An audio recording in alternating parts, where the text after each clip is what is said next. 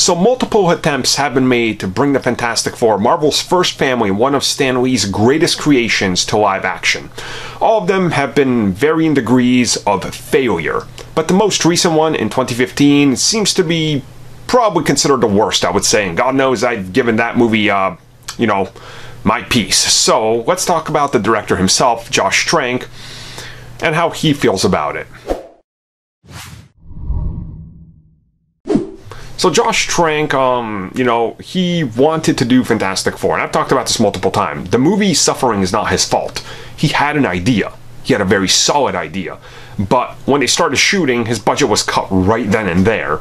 And he had to go around, and then they did rewrites, and they changed stuff on him, and things were reshuffled, and they said, you can't do this, you can't do that, we're removing this, we're removing that, and he fell into the studio trap because he's still a young, fresh dude to Hollywood. He couldn't say no, really. He had no weight to him.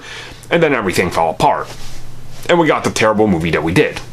So Josh Trank, upon Stan Lee's passing, issued an apology, and he feels sorry that he failed.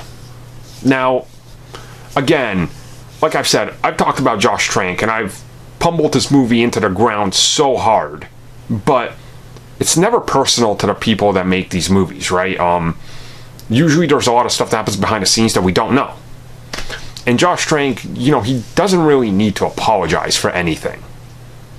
You could see what he was going for, and you could see what might have been the good film he wanted, but he wasn't allowed to make that.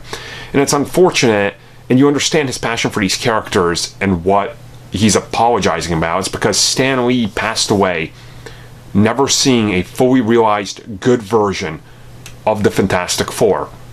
His biggest, and I would argue most famous creation that literally got him big. Spider-Man is clearly his most famous, but if it wasn't for the Fantastic Four first, how much, push would they have given him had that failed, right?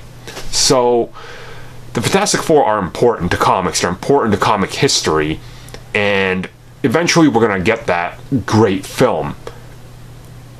Josh Trank could have made a version of a good film, but sadly, we're not going to see it, and he feels sad that Stan Lee never got to see that good version, and that's really unfortunate that he feels this way, that he let him down.